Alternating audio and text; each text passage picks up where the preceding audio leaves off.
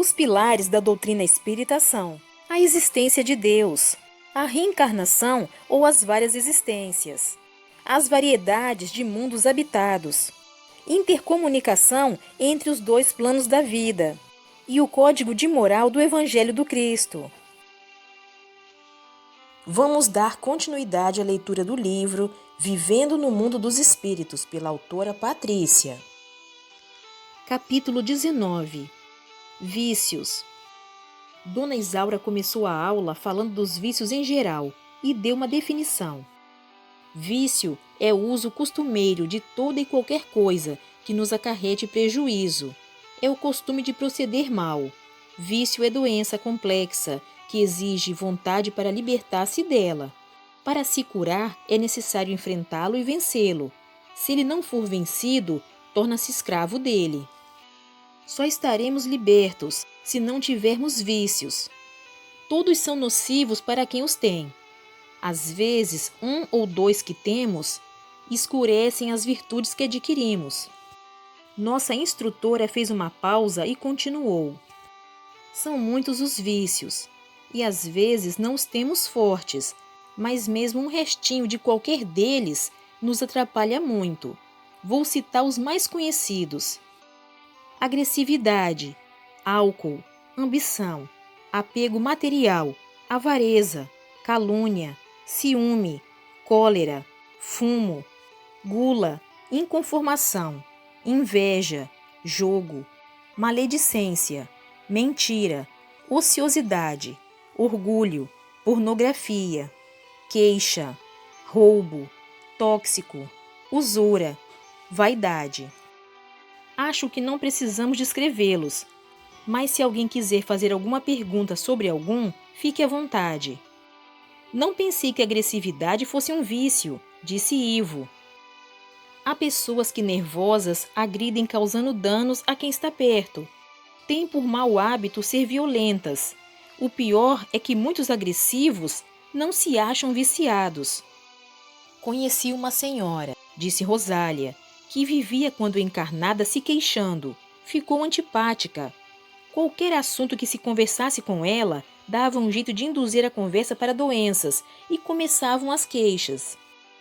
Devemos ter cuidado para não ficar nos queixar, não tão só por sermos desagradáveis a quem nos escuta, mas porque nossos pesares só tendem a aumentar, e ao ver somente os acontecimentos ruins, esquecemos os bons. Meu pai era um alcoólatra, narrou Luiz. Desencarnou por problemas que a bebida lhe causou. Sofreu muito ao desencarnar. Por anos vagou pelo umbral, enlouquecido pela bebida e querendo vampirizar encarnados para poder se embriagar junto deles. Foi tão triste. Deformou seu perispírito, parecia um bicho, quando minha avó, mãe dele, pôde socorrê-lo. Está internado no hospital de outra colônia. Lesou tanto seu cérebro perispiritual que acho que não reencarnará perfeito. É verdade, Luiz, disse Dona Isaura. Quando danificamos por vícios o que temos de perfeito, podemos reencarnar deficientes para um aprendizado. Mas esse fato não é regra geral. Seu pai socorrido talvez se recupere. Mas encarnado pode voltar a ser alcoólatra, não é? Indagou Luiz novamente. Só nos livramos do vício quando provamos a nós mesmos que somos capazes. Por livre vontade, lutamos contra ele e o vencemos. Na encarnação futura, poderá ter vontade, embora tenha sofrido, e a dor, essa sábia companheira, tenha feito com que tome aversão à bebida. Conheço um espírito que na encarnação passada foi uma alcoólatra, desencarnou, sofreu, e hoje é um excelente médium. Não gosta nem do cheiro de bebidas alcoólicas. Ela venceu seu vício? Indaguei. Sim, venceu. A dor fez com que ela aprendesse. Todos os vícios nos levam à dor? Indagou Lauro. Depende também do mal que podem causar. Por exemplo, se fumamos em local aberto e longe de outras pessoas, só a nós fazemos mal. Se é calúnia, pode-se fazer mal a outros. Há vícios que não são acentuados e por eles não se causou danos maiores. Outros são fortes, enraizados, e prejudicam muito. Tenho uma irmã que nasceu muda. Tive tanta pena dela, falou triste Nair. Quando desencarnei, quis saber o porquê. Esse fato me incomodou muito por achá-lo injusto. Meu pai, que há muito tempo estava desencarnado, disse que ela, na encarnação passada, fora uma caluniadora. Fez muitas intrigas, prejudicando muitos. Desencarnou, sofreu bastante, e o remorso destrutivo danificou suas cordas vocais e reencarnou muda. Como já foi dito, quem abusa do que tem perfeito pode por determinado tempo tê-lo deficiente. Cada caso é um caso. Nem todos os mudos foram caluniadores. As causas podem ser diferentes para o mesmo efeito. Ela irá falar ao desencarnar? Naí perguntou. Dependerá dela. Se for boa nessa encarnação, terá o socorro e logo estará falando. Se não for boa pessoa, vagará ou irá para o umbral, continuando muda até que seja socorrida. Tenho um amigo, disse Joaquim, que atualmente trabalha comigo no posto de socorro. Disse-me que sofreu muito ao desencarnar por 2 vícios, o jogo e o fumo. Disse que desencarnou e queria continuar a fumar e a jogar cartas. Ele teme que ao reencarnar, continue nos vícios. Não se deve reencarnar com medo. Diga a ele na próxima oportunidade para continuar trabalhando e, se possível, estudar. Só reencarnar quando estiver seguro. Estando seguro, não irá cair no vício novamente? Joaquim indagou. É uma garantia a mais. Se mesmo os mais preparados podem errar novamente, imagine os que acham que irão sucumbir.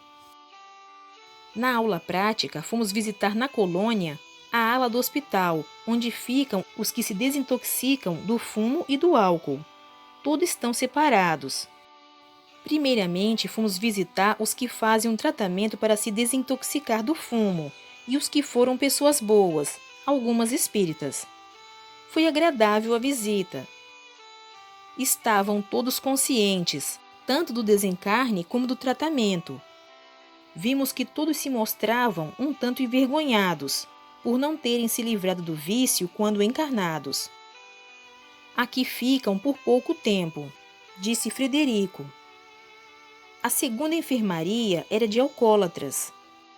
Infelizmente, o álcool danifica muito mais o perispírito. Conversamos com alguns deles e os animamos. Uma senhora me disse: estou envergonhada de ter descido tanto por um vício. Encarnada, abandonei meus pais, marido e filhos. Não liguei a afetos, a ninguém. Desencarnei e sofri. Até que, cansada, lembrei-me de Deus, e por muito tempo clamei por ajuda. Mas sabe, ainda não estou bem, tenho vontade de beber. Chorou. Apiedei-me. Demo-lhes um passe. Ao me concentrar nela, vi que estava aflita, com vontade de se embriagar. No começo é assim mesmo, explicou Raimundo, mas logo se sentirá melhor. A colônia lhe proporcionará objetivos sadios, e nada como objetivo bom, sério, para ajudar a esquecer e anular um vício. A enfermaria onde estão os recém-socorridos que foram viciados no álcool é de causar tristeza. Estavam todos marcados de tal forma que os perispíritos se mostravam deformados. Oramos e demos passes. A maioria estava alheia, com olhares abobalhados. Os viciados em tóxicos estão em ala separada no hospital. É fechada e não podem sair sem permissão. No jardim que faz parte dessa ala, ficam os que estão para receber alta. Reunimo-nos a eles. Já estavam com o perispírito reconstituído e então conversamos. Queriam saber como são as outras dependências da colônia em que estudávamos. Não gostam de falar de si, nem de tóxicos. Esse fato lhes traz recordações ruins. Depois fomos ver os das enfermarias. Não é agradável olhá-los. Muitos jovens ali estavam deformados. Uns com aspectos de animais, na maioria dementes. Uns nem falavam, somente uivavam. É difícil dialogar com os que estão nesse estado, eles não entendem. Frederico, indagou Glória. Todos se recuperam? Infelizmente não. Muitos desses irmãos não sustentaram somente o vício do tóxico, foram também agressivos, maledicentes, preguiçosos, cometeram muitos erros. O vício e o remorso destrutivos danificaram de tal forma o perispírito que não podemos recuperá-los desencarnados. Só um corpo novo na matéria os ajudará. Como deficientes físicos? Indagou Glória espantada. Sim, eles mesmos se danificaram. A reencarnação será uma bênção que irá curá-los. Visitamos uma parte da escola, onde há orientação psicológica que ajuda na libertação dos vícios. Porém, para viciados em tóxicos, há uma ala própria no hospital. Bem interessante. Os orientadores são muito simpáticos e instruídos. Atendem com hora marcada. Como não queríamos interromper nem vexar os consultantes, a visita foi rápida.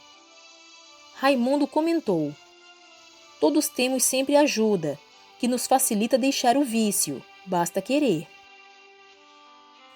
Um senhor na sala de espera conhecia Raimundo e foi cumprimentá-lo. Muito simpático, cumprimentou-nos sorrindo e disse: queira Deus que nenhum de vocês passe pelo que eu passei. Por mentir, sofri muito. Tenho horror de mentir e sinto-me sufocado só em pensar em voltar a fazê-lo. Estou em tratamento aqui na escola. Quero tanto me libertar do vício da mentira e também do horror que tenho de voltar a fazê-lo. Tenho que me equilibrar. Ao sairmos, Marcela comentou com Raimundo: o horror de voltar a mentir pode lhe causar mal? Sim, pode. Odiar, ter horror, não é bom por nada. Devemos evitar os vícios com compreensão. Não é fácil abandonar um vício. Necessita-se primeiro de se conscientizar que o tem, depois fazer tudo para se libertar dele. Quando encarnados, provamos que estamos libertos dele, ou empenhamos nossa luta para vencê-lo. Esse senhor teme que ao reencarnar, volte a mentir e sofra tudo novamente. Mas com a orientação que tem recebido, terá grande chance de compreender e aprender. Quem aprende e põe em prática, supera o vício. Não viemos ver viciados encarnados. Seria mais fácil ver os que não têm vício, pois são tão poucos. Vícios ainda, infelizmente, fazem parte da vida dos terráqueos. Voltamos à sala de aula para assistir aos filmes sobre tóxicos. Conhecemos as plantas que os contêm, como se refina. Vimos como as drogas percorrem o organismo e o que ocorre com o cérebro, como se torna um dependente. Como drogas fazem mal ao corpo e ao espírito, exclamou Cida tristemente. Como as drogas fazem escravos. Depois observamos muitos núcleos, cidades no umbral, onde se reúnem os viciados em drogas. Esses núcleos normalmente não são muito enfeitados, mas são bem fechados. Não se entra ou sai dali com facilidade. Os filmes foram feitos por socorristas que, disfarçados, entraram e filmaram tudo. São cercados por altos e fortes muros. Seus prédios têm poucas janelas e quase todas com grades. O terrível são os porões, onde estão as prisões. Nesses núcleos, há os chefes que quase sempre não são viciados em tóxicos. Lá existem muitos guardas e também estudiosos no assunto. Há laboratórios, onde se realizam pesquisas, salões de festas e palestras. Há um local que denominam escola, onde se aprende a vampirizar, a obsediar, a se vingar, a intuir os encarnados invigilantes a usar drogas. Os núcleos têm sempre bibliotecas, onde além da péssima literatura, são encontrados muitos livros e revistas sobre tóxicos. Esses núcleos têm como finalidade incentivar e exercitar os vícios do fumo, de bebidas e também os abusos da sexualidade. Tudo é sujo e de causar repulsa. No Brasil, há agrupamentos assim, de diversos tamanhos. Os maiores são os do espaço espiritual da cidade do Rio de Janeiro e de São Paulo. Entendi o porquê de as drogas deformarem tanto. Um drogado não liga para nada, vai decaindo cada vez mais. Vimos muitos núcleos e fiquei com muita pena. Aqui estão Marcelo e Fábio, 2 ex-drogados, ex-moradores do Vale das Bonecas. Vieram responder algumas indagações e conversar conosco. Surpresa agradável. Os 2 eram jovens, alegres e simpáticos. Fábio foi logo dizendo: eu era assim antes de me viciar, depois virei um farrapo humano. Desencarnei de tanto me drogar. Vivi no Vale por um bom tempo, mas minha família, muito católica, orava com fé por mim. A oração vinha até mim a me iluminar, dando lances de clareza. Daí me dava vontade de mudar. Um dia, ao vampirizar um jovem, fomos a turma e eu, cercados por um grupo de estudantes como vocês. Pedi socorro. Eles me levaram para o hospital. Fui internado e tratado por longo tempo. Agora estou servindo a comunidade que me abrigou. O que você sentia quando estava no vale? Glória indagou. Só pensava em me drogar. Desencarnado, sentia mais falta da droga. Fazia tudo o que me mandavam para ter a droga. Você ficou muito deformado? Ivo quis saber. Sim. Um dia, ao estar num quarto com um encarnado para juntos usufruirmos da cocaína, olhei no espelho e me assustei. Pouco me lembrava de mim sadio. Marcelo, e com você? Como caiu no vício? Rosália perguntou. Eu era um tanto vadio, ocioso, e me enturmei com outros viciados. Droguei-me por 2 anos e meio somente. Desencarnei por uma overdose. Fui levado para o vale. Achei terrível e no começo me drogava, mas pouco somente para enfrentar a barra que ia lá.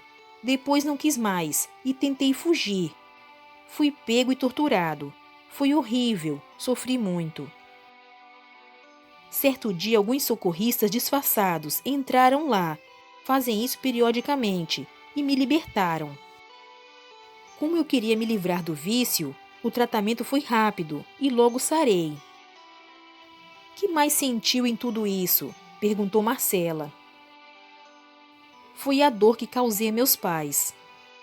O tóxico é um vício terrível e as consequências muito tristes. Por horas, os 2 ficaram conversando conosco. Depois visitamos o posto de socorro da região, onde são socorridos, e lá ficam nos primeiros dias os viciados em tóxico. Chama-se Posto de Apoio. Muitos trabalhadores moram lá. Não é grande, porém tem cercados e grandes lança-raios. Esse posto é muito atacado. Está localizado no umbral. Fomos de aeróbus. Seu pátio é bonito, florido. Possui flores azuis, parecidas com hortênsias, e são delicadas.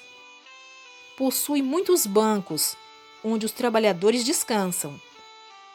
Tem uma sala de palestra, refeitório, moradia dos trabalhadores e as enfermarias, espaçosas e muito limpas. Os abrigados são separados, conforme o estado de cada um. Não ficam lá muitos abrigados, já que depois de algum tempo são transportados para a colônia. Tendo vagas, recebem socorridos de outros locais. Os recém-socorridos viciados são separados dependendo de sua situação. Os leitos são para os inquietos, os agitados. São cobertos por lençóis magnéticos que prendem o doente ao leito, sem privá-lo de movimentos. Ajudamos os trabalhadores a limpá-los e alimentá-los. Muitos nem falavam, somente uivavam como animais. Para socorrer os intoxicados, necessita-se sempre de muitos trabalhadores. Por isso, na colônia, estão sempre incentivando a cooperação de todos. Nas folgas e férias dos trabalhadores das colônias e postos, como os professores, os médicos e etc. Muitos se unem a esses abnegados servidores, como multidões auxiliar os irmãos imprudentes que caíram no vício. A ajuda não é fácil, porque quase sempre o viciado não quer abandonar o vício. Nós mesmos fomos com bastante vontade de ajudar. Trabalhamos muito e conseguimos poucos resultados, mas esse pouco nos deixou alegres. Na aula de conclusão, não tivemos muito a perguntar. Matéria fácil de entender, mas tão difícil de realizar. São poucos os libertos, muitos tentando libertar-se, e grande parte escravos dos vícios. Continua no próximo vídeo. Obrigada pela sua companhia. Fique com Deus e até o próximo vídeo.